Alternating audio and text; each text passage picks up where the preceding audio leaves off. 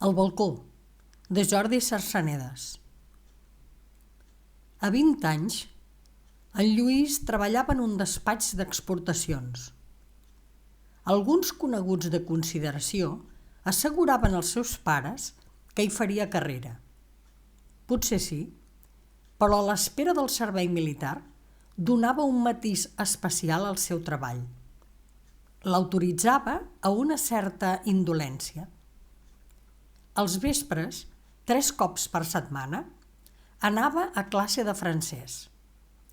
La professora, la madame, deien tots els alumnes, fins i tot els qui eren prou avançats per a parlar més correctament, ja havia preguntat a cadascú, en ocasió de les redaccions quinzenals, si el progrés mecànic li semblava un bé o un mal, si preferia la ciutat o el camp, i altres impertinents banalitats. Un dia els posà el tema un souvenir d'enfants i afegí a la pissarra «Veillez à ce que votre récit soit personnel». L'adjectiu personnel va subratllar-lo 3 vegades. Tanmateix, en Lluís hauria pogut inventar qualsevol niciesa. El costum li hauria permès perquè, al capdavall, allò era una classe de francès o què? La madame mateixa no se n'hauria estranyat gens. Però les 3 gruixudes ratlles de guix suggerien en Lluís el caprici de jugar net. Li va fer gràcia de buscar aquell record tan superlativament seu. Aviat sabé que contaria alguna cosa relacionada amb el balcó de la cambra dels seus pares, el pis on vivien quan ell era menut. Era un balcó alt, amb unes cortines de fil. Fil? Què voleu dir, fil? Fil de llana, de seda?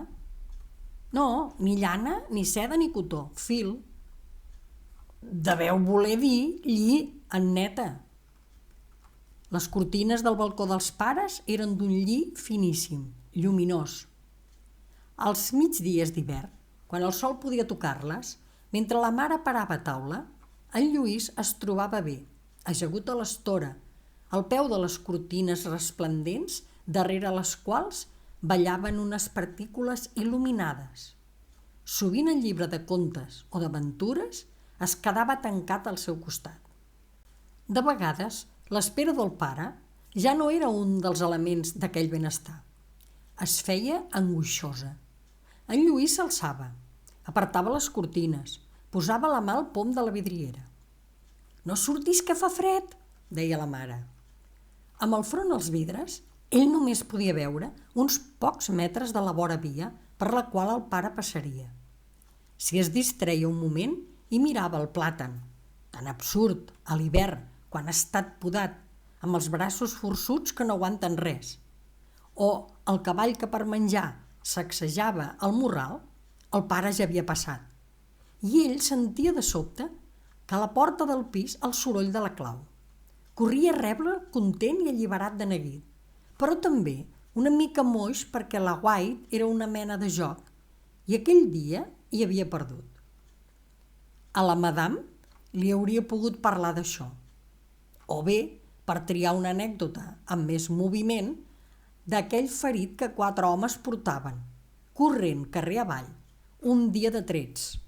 Ell era al balcó. O bé, de l'atracament a l'estanc de la cantonada, el cotxe des del qual els lladres disparaven va passar per sota el balcó. O bé de l'home que moria a la porteria. En Lluís, des del balcó, veia el taxi com esperava. En sortiren 2 homes. Un d'ells alçà els ulls com si mirés cap al balcó i vacil·lar. L'altre no fou a temps de privar que caigués endavant. «Mare, porten un home que ha caigut». La senyora del segon primera va trucar discretament. Parlava amb veu molt baixa. «És mort, ho diu el doctor Dausà. El que l'acompanya no sap qui és. Diu que ell li ha donat aquesta adreça. La portera no el coneix, ni jo, ni cap dels qui l'han vist. Si vostè volgués baixar... La mare es tragué el davantal. Tu queda't al replà. L'escala era plena de remors ofegades. Al cap d'una estona, la Tonyita pujà corrent. S'ha mort! En Lluís baixà fins al pis de sota, mentre encara dubtava, a cada graó, si es decidiria a desobeir. El replà es resignà a fer-ho. Al cancell de l'escala hi havia tot un grup, dones sobretot. La mare es girà, li anà a l'encontre i li posà la mà a l'espatlla per fer-lo tornar amunt. L'home jaia a les rajoles. Li havien posat un coixí sota el cap. La corbata, que algú devia haver afluixat, li venia darrere l'orella. Semblava que voleiés, i tan immòbil com estava l'home. La mare no el renyà. Pujaren tots dos junts. Ningú no el coneix, és ben trist de morir així, al carrer, sense ningú dels seus. Però potser no tenia ningú que l'estimés. Direm una oració per ell. Vols? Mentre escoltava la mare i trobava molt just el que ella deia, li vingué nàusea, com si hagués tocat una cosa tèbia i llefiscosa. Era un record important, aquest. Sense gaire esforç, n'hauria tret una redacció que l'hauria fet quedar bé. Però preferia arriscar-se a evocar la imatge d'un cert vespre d'hivern. Li semblà que res no hauria respost millor a l'exigència del triple subratllat. Ja sé, li digué la professora, quan tornava als deures, que la meva tasca és la d'ensenyar-los francès i que no hauria de ficar-me en res més. Però, realment, no s'ha adonat que la seva anècdota manca de vida, que no és una narració, sinó, a tot estirar, una descripció. Fos el que fos, era personal. En Lluís així ho comentava a la sortida de classe mentre tirava Rambla de Catalunya amunt amb en Damià Martí. I per què aquella bona senyora no s'enginyava a fer-los comprendre d'una bona vegada per sempre quin era el lloc de cada pronom complement i no deixava de perdre el temps intentant fer crítica literària? És el tema més personal que vaig trobar, però mira, si ho he situat pels vols de Nadal, pensava en el vespre de la Puríssima i, al fons, no estic segur que aquesta precisió no sigui més d'en Maragall que no meva. Tampoc no juraria que la imatge mateixa que hi evoco no tingui cap relació amb alguna d'aquelles il·lustracions d'en Junceda per a les pàgines viscudes. Quina importància tindria al capdavall que fos així?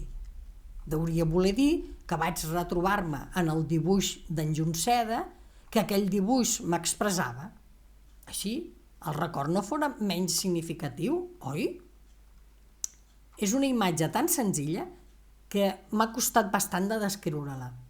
Sí, té raó la madame, descriure-la. Sec a la falda de la mare i tots dos arran del balcó. Suara, ella m'ha fet cantar una cançó, el cant dels ocells o alguna altra també, una mica lenta i trista. No veig la mare, només sé que hi és, tan a prop meu, amb una mà a la meva cintura, i que em parla mentre amb l'altra mà aparta la cortina. Els llums de la cambra són apagats i miren a fora.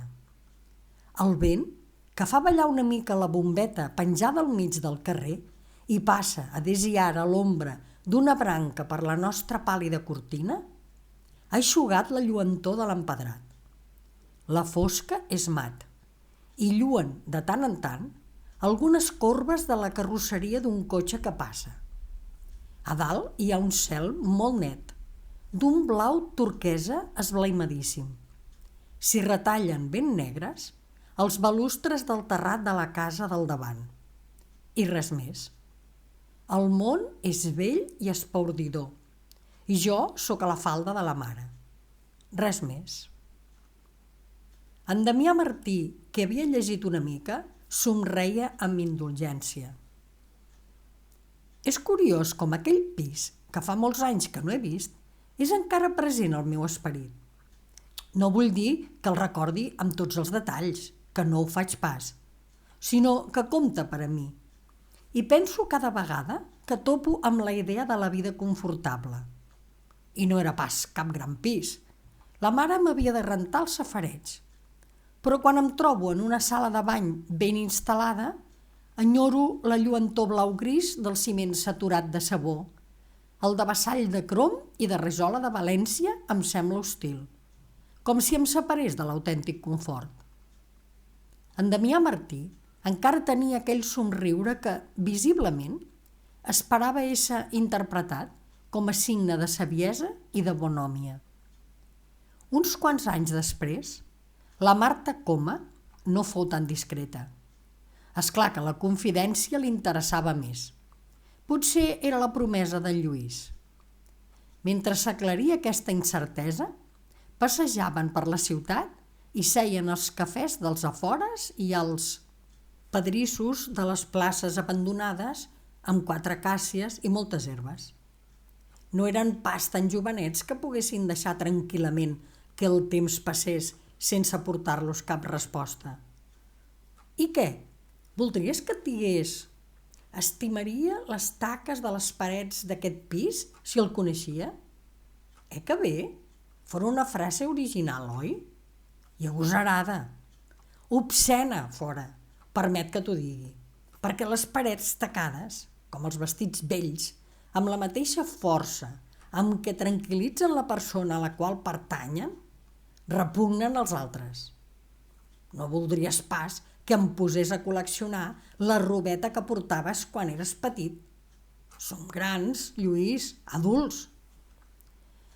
En Lluís trobava que ja era prou adult admetent la necessitat de treballar dia rere dia amb feines sense interès i canviant-ne, potser massa sovint i tot, amb l'ambició d'arribar a tenir un sou arrodonit.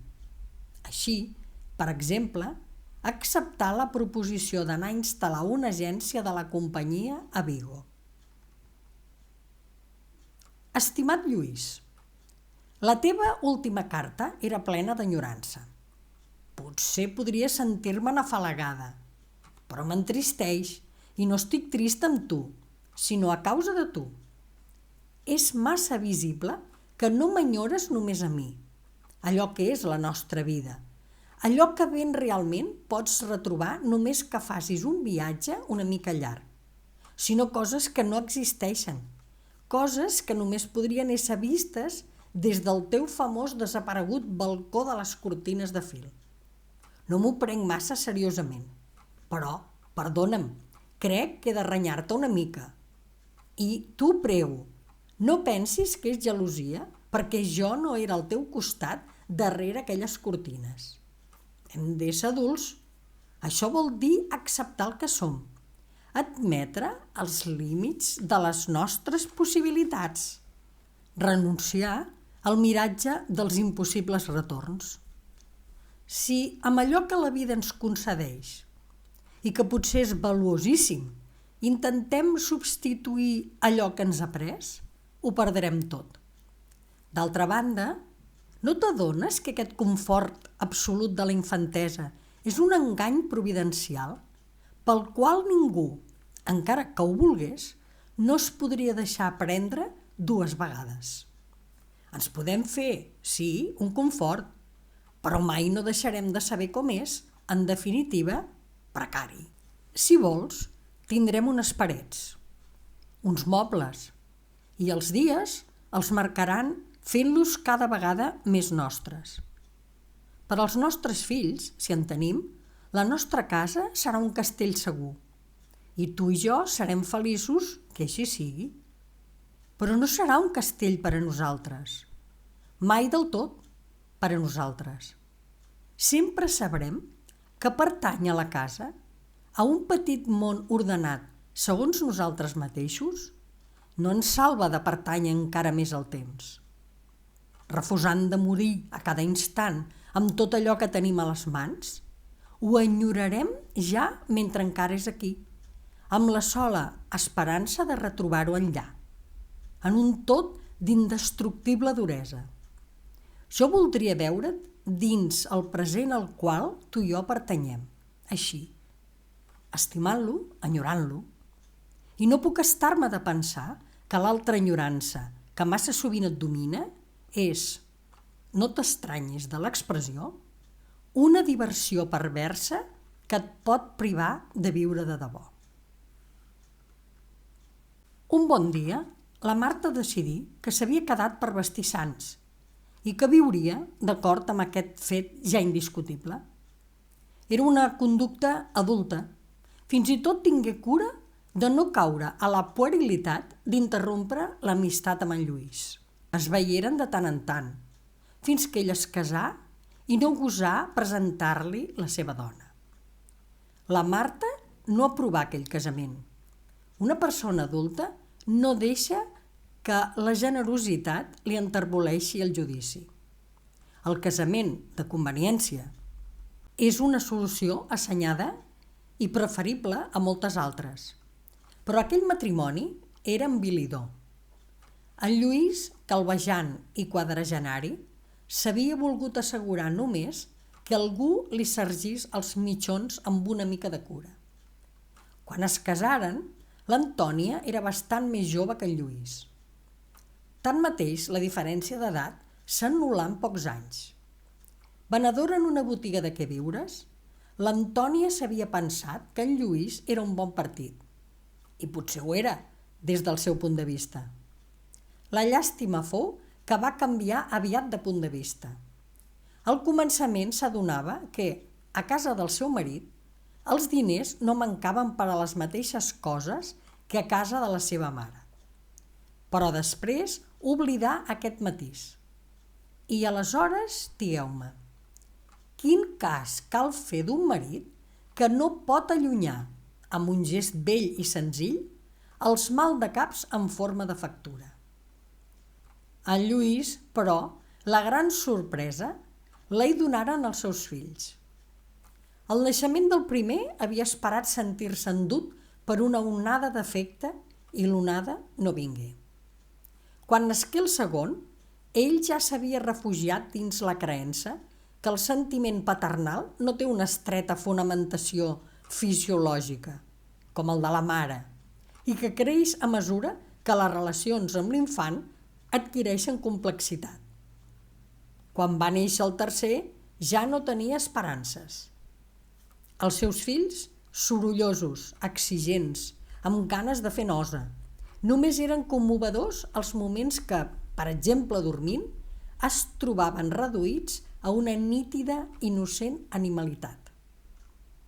A la selva, deia un article que en Lluís havia llegit, cada animal es marca un territori, sovint amb fites olfactives que les altres bèsties reconeixen i respecten quan la fam no les empeny a la incorrecció. Així, assentat en una complexa divisió del terreny, hi regna un ordre al qual és sotmesa la llei mateixa de l'urpa i l'ullal, una mena de seguretat. A Lluís li semblava que dins el seu pis hi havia, totalment incomprensible per a ell, un ordre anàleg. Cada nen havia marcat el seu feu en fronteres que, per als altres i per a l'Antònia, eren perfectament clares, tot i que, seguint encara l'exemple de les que estableixen les salvatgines, variaven probablement segons les hores del dia, els dies de la setmana i les estacions de l'any. En Lluís pressentia el valor que en això tenien els esquitxos d'oli a les parets, les cullerades de farinetes disparades al sostre, els vidres trencats, la roba bruta als racons, l'orinalet del més menut que era arreu al mateix temps. Però se sentia perfectament estranger aquell reialme salvatge. No el veia. Els dies de bona voluntat hi caminava de puntetes per no aixafar orquídies invisibles o minúsculs genis protectors. Altres dies, més aviat tenia ganes d'esmicolar algun d'aquells preciosos símbols per marcar. ell també, mal que fos barroerament la seva presència. Més sovint, però, fugia. Durant un quant temps, els cafès amb llet foren el seu refugi. En bevia una bona mitja dotzena cada dia. Als 3 o 4 barris on el portava la seva feina, coneixia els bars que tenen els millors croissants i al matí prenia cafès amb llet amb croissants. A la tarda i al vespre ja no es fiava dels croissants. Demanava xutxos o coquetes de llardons. La qualitat del cafè no li importava gaire. Li bastava que donés a la llet un to torrat i no grisenc i que tot plegat fos calentor dins la copa de vidre. La pastisseria, sempre una mica grassa, s'encarregava de reduir aquella escalfor a una tebior fisiològicament satisfactòria. I la tebior, assaborida de cara al taulell, amb un diari mig desplegat a les mans, li feia de benestar. La prosa del corresponsal d'Encara o del crític de cinema convertia el benestar en una suau somnolència. Potser era un vici, però innocent. Fou curiós com em va canviar. A causa d'una grip, el metge s'havia adonat de l'estat del seu cor i li aconsellà de beure menys cafè. Naturalment, la idea de substituir-lo per l'alcohol no fou pas del metge. Vingué sola. L'alcohol, és a dir, els aperitius, no li donaven confort, sinó la força de no necessitar confort. Una força que fins i tot es podia manifestar portant-lo a tornar a casa i a jugar amb els menuts. O que, en dies menys afortunats, podia desembocar a la violència. La violència, la còlera encega, això diuen. No ho has sentit dir mai? Fins i tot ho he llegit. Deuen tenir raó, però no és pas el que trobo a la meva experiència, tanmateix rica. Potser sí que quan em ve la rauxa em transformo tot jo en un puny llançat endavant, en una pedra sortida de la mà i que no sap on va parar, en una locomotora desbocada, en la destructora absurditat que et plagui d'imaginar. Però res d'abdicació de la consciència. Al contrari, una mena d'encuriosida tensió. És a dir, que si, per exemple, entro al menjador de casa com un toro a l'arena, exasperat pel ferro de la divisa, també sec al mateix temps a la barrera, aficionado, dupa que fuma una bada 10 duros i espera veure quin joc donarà la fera quan toqui el clarí de les piques. Fins i tot, si s'escau, puc ben sincerament plànyer la víctima que tormento. Ja veus, doncs, que no pretenc expulsar-me la responsabilitat de la meva truculència. Truculència verbal, que rarament he anat més enllà. No. Com a espectador de la meva violència, generalment m'admiro. M'aplaudeixo i acabo identificant-me amb mi mateix. Sona com una rucada, això que he dit? Potser ho és, no m'hi encaparro. Vull dir que, precisament perquè veig com gesticulo, com doblego cada muscle de la meva cara amb una intenció expressiva, perquè sento el to vibrant de les meves paraules i aprecio l'enginyosa malabava amb què s'encadenen els meus sofismes improperis. Perquè veig i sento tot això amb un deseiximent que mai no he conegut en altres moments i perquè ho aprovo tot plegat amb vivíssima satisfacció. No puc pas, després, renegar-ho. No deu quedar bé parlar d'aquestes coses com ho faig, però t'asseguro que trobo en la violència compensacions per a tantes ocasions com hi ha, en les quals m'he d'arrossegar les ungles, no dic que alguna vegada, després de l'esclat, no m'avergonyeixi, però no passa d'ésser un avergonyiment formal, per quedar bé. Mira, què vols més vergonyós que trencar vaixella? Jo sempre havia sentit curiositat de saber com es podia arribar a un gest tan bèstia. L'altre dia hi vaig arribar. Va ésser interessant. I ara prou, vaig dir, i em vaig rebotre als peus la plata de l'amanida. Ni les taques als pantalons no em van arruïnar l'efecte. És una mica com el cop de porta. No són gestos estúpids, encara que ho semblin. Queden perfectament justificats. Tenen un sentit ben ple dins la retòrica adient a certs moments. Sí. Al fons es podria parlar de la rauxa colèrica com d'una obra d'art, com d'un gènere artístic dins el qual fins i tot caben estils. Hom pot preparar-les llargament, sàviament, introduir-les amb lleus inflexions del to i de les formes del diàleg, o bé fer-les esclatar com el llamp en un cel d'estiu. Hi ha solucions barroques, les més corrents, em sembla. N'hi ha de neoclàssiques. Cansada tristesa de no trobar-se culpable d'això o d'allò, sinó només, i és tant més greu, d'ésser un pallasso trist. La violència, que desemparat el deixava quan s'esmicolava als seus peus. Es retrobava sol, despullat de la pirotècnia de l'agressió, indefens dins una mirada alta i clara d'un palidíssim turquesa. El món és fred. Els savis diuen que els espais buits que separen els astres no són freds, que no tenen temperatura. Però, què volen? Més fred que allò que no té temperatura. Una fredor impensable. Tota la humil aventura de la vida és un esforç per escalfar un racó del buit. Així que et descuides, el fred, pàl·lid i bellíssim, s'atansa. I on és la mà que faria caure damunt aquesta gelor una cortina de lli daurat? Es retrobava sol, amb la terrissa esbocinada. L'Antònia el mirava, dubtant encara que el torb hagués passat. Després es llançava amb entusiasme a assaborir, ella també, el plaer dels excessos verbals. Que canti! Que lluny de mi, que ineficaç! Si fóssim a l'hivern, ara agafaria la bufanda. Fora, agradable d'enrotllar-se una llarga bufanda al voltant del coll. Tanmateix, també sortiré. No tinguis por, la porta del pis la tancaré a poc. Sí, els veïns no han de saber si ens entenem o no. És molt important el que pensen els veïns.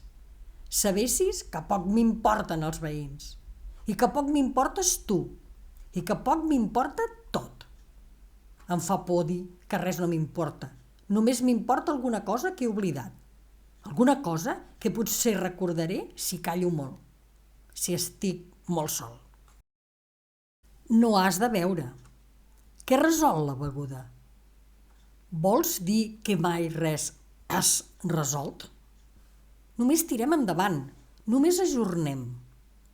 Pagarà per aquesta primera no havent-ho fet per la segona. Per ajornar, qualsevol paper mullat és bo. Les bones intencions, la beguda. No resol res, és clar. Però em sento menys sol, és a dir, menys buit. Desapareix aquella mena de fredor a la boca de l'estómac. Demana un picón. Quan de jovenet demanar el primer picón era una beguda que feia home. Tota una data, el primer picón. Però demanar un picón ara també té gràcia. En primer lloc, perquè ja no en demanen els nyèbits que volen fer l'home. I també perquè hi posen granadina i sembla una mica com si tornessis a assistir al bateig d'algú que a hores d'ara ja té fills crescuts o que tornis a convidar les cosines a la mitja part d'un ball de festa major.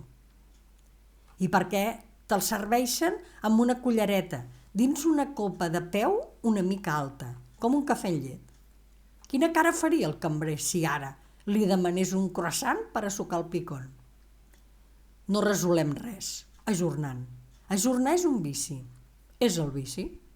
Gairebé tothom, d'altra banda, hi ha caigut. Tothom, potser. Els sants, no. No m'imagino sant. No sabria per on començar. Començar no deu ésser sinó deixar d'ajornar. Si no ajornés el començament, ja hauria començat a ésser sant? És curiós. Només imagino aquest gest sota forma de mort. No sóc pas herètic. Ja deu ésser això que volen dir quan parlen de morir a la vida d'aquest món. De vegades imagino que sé com he de morir. La cosa comença en algun indret públic. Un bar, potser. M'he de rapar el taulell per no caure. Algú que té un cotxe s'ofereix a portar-me a casa. L'automòbil fa una volta estranya. Jo no reconec el camí. Em costa pensar, no penso. No entenc res. I sobretot no puc parlar. He de vèncer una resistència enorme per pronunciar alguns sons absurds. El cotxe es para. El conductor m'ajuda a baixar. Encara em redreço prou bé. Miro a l'altra banda del carrer. No és el meu carrer. No visc a cap de les cases que s'hi arrengleren. Però n'hi ha una que m'atreu. Una casa amb una façana rogenca i polsosa, amb balcons de ferro darrere les branques dels plàtans. Als vidres d'un balcó, mig amagat per una cortina blanca, hi ha un nen que mira. Tinc la seguretat que recordaria aquella casa si tingués el cap clar. Que no és per casualitat que aquell home m'ha portat allí. I caic endavant, boca terrosa. Però això és el final. O podria ésser el final. Mentre no arriba, jo ajorno. Com tothom qui no és sant. Però no tots els qui no ajornen són sants. L'Antònia no ajorna. I no és pas una santa. Al fons, si no ajorna ella, deu ésser perquè li manca perspectiva. No imagina que hi hagi un demà. I un demà passat infinit. És a dir, no ho imagina fora del terreny de l'economia domèstica. Bé sap calcular que a fi de mes manquin els diners justos. És una intel·ligència especialitzada. Fora d'això, per a ella, a cada dia basta el seu escàndol. I cada escàndol és únic. No hi fa res que després es repeteixi. És un altre escàndol que ha d'ésser xisclat amb una altra bufera. Cada escàndol té la seva solució de crits i de llàgrimes. Per a mi, no. Només ho sembla que fem el mateix, ella i jo. Jo, a l'escàndol, no hi crec. Per a mi és un divertiment, és un ajornament. No cal tenir-li massa llàstima a l'Antònia. És una bona mare de família, a la seva manera. Té una vida plena, justificada. Si és una mica màrtir, de canonitzada ja se'n sent, em podeu creure. I què sé jo d'aquestes coses? Potser no hem d'excloure la possibilitat que hi hagi sants malhumorats, irritables, cridaners. Abans el vermut no tenia gust de vainilla, perquè és ben bé de vainilla el gust que ara té. O, més exactament, de vainillina, una pols blanca amb la qual algú fa bons negocis. Sintètica, és clar. Al fons del plat de crema quedaven les estelles de la canyella. Abans no posaven vainillina al vermut.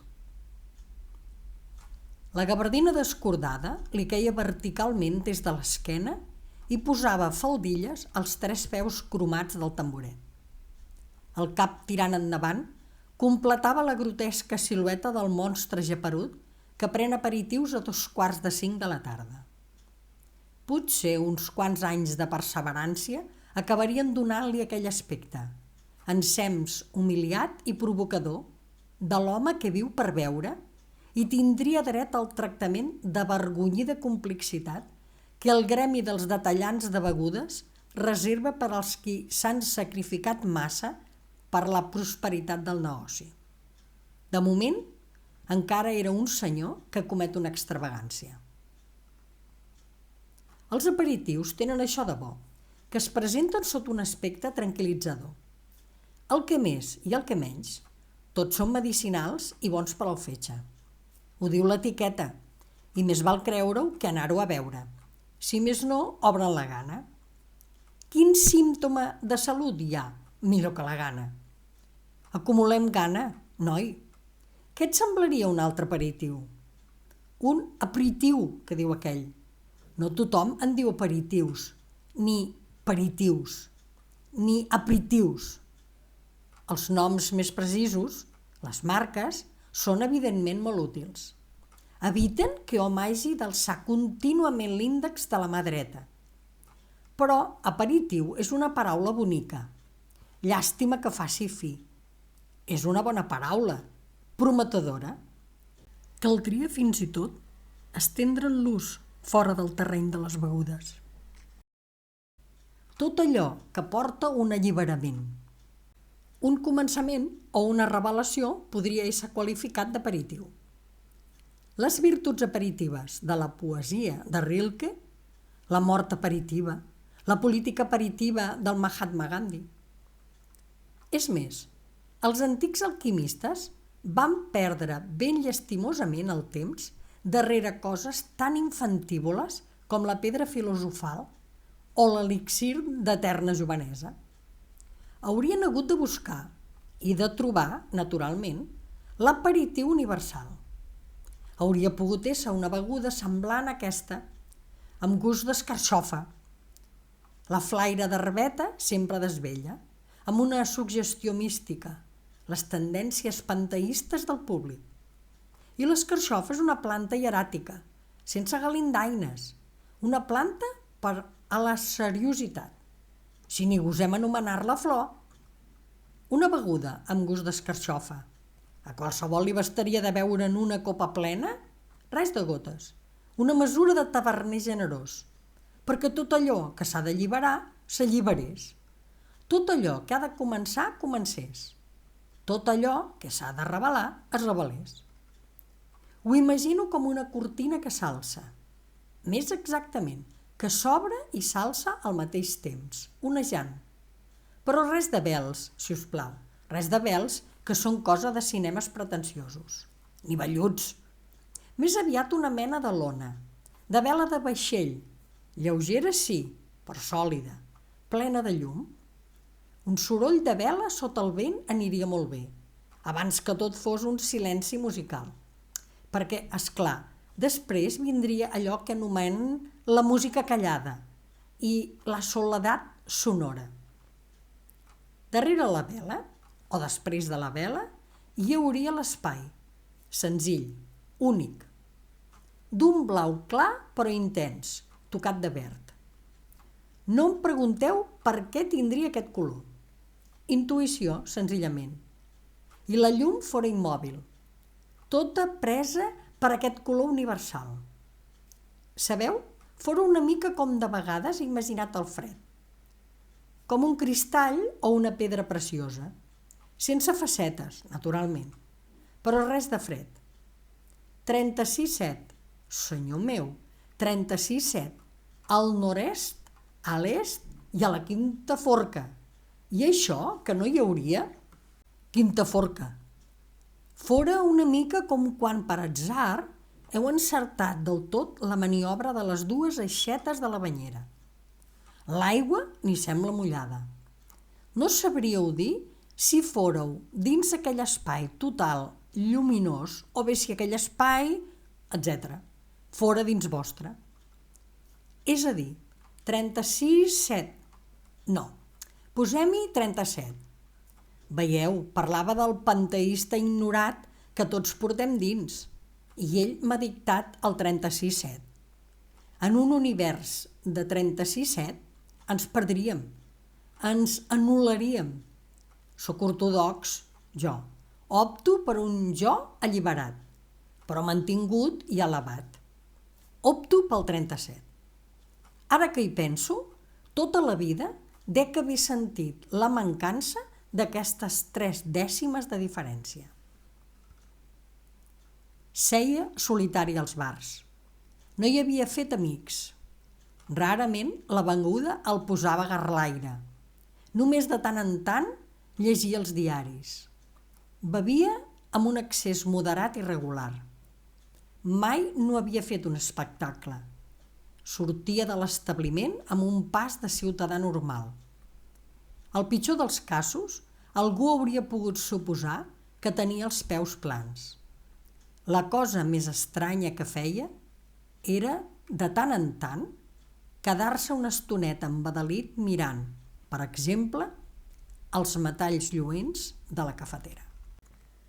Heu escoltat El balcó de Jordi Sarsanedes.